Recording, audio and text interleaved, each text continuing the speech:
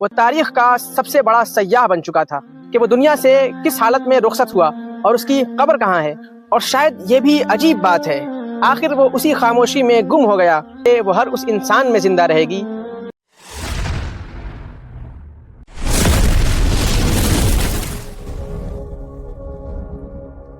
ابن بطوطہ کا سفر تو مکمل ہو چکا تھا، لیکن ایک سوال رہ گیا جو کچھ لوگوں کی طرف سے مجھ سے بھی پوچھا گیا۔ وہ یہ کہ ابن بطوطہ کی کہانی کا دی اینڈ ہو گیا یا اس کے بعد بھی کچھ ایسا ہوا جسے اکثر لوگ نہیں جانتے۔ حقیقت یہ ہے کہ سفر ختم ہونے کے بعد ابن بطوطہ کی زندگی کا ایک بالکل مختلف دور شروع ہوا۔ وہ کئی سالوں بعد واپس اپنے وطن مراکش پہنچا۔ اس وقت تک اس کی حیثیت ایک عام مسافر کی نہیں رہی تھی، بلکہ وہ تاریخ کا سب سے بڑا سیاح بن چکا تھا۔ مراکش کے سلطان نے اسے اپنے دربار میں بلایا اور اسے حکم دیا کہ وہ اپنے سفر کے تمام احوال اور رودات کو تفصیل سے بیان کرے۔ یہیں سے ایک اہم مرحلہ شروع ہوتا ہے۔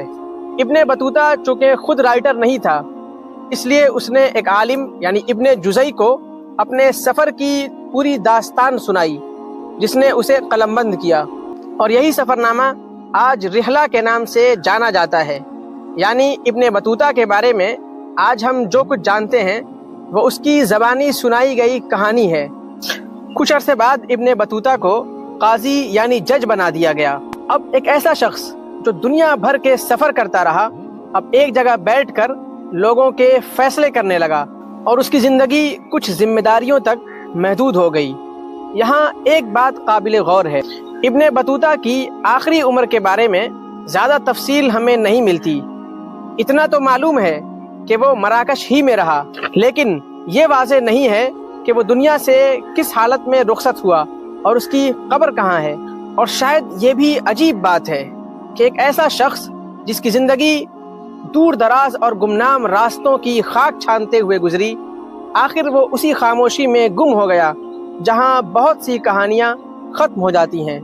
لیکن فرق یہ ہے کہ وہ جہاں جہاں گیا وہ جگہیں آج بھی موجود ہیں، اور اس کے سنائے ہوئے قصے آج بھی پڑھے جاتے ہیں۔ تو شاید ابن بطوطہ کی کہانی اس کی موت پر ختم نہیں ہوئی، بلکہ وہ ہر اس انسان میں زندہ رہے گی جو دنیا کو دیکھنے کا شوق رکھتا ہے۔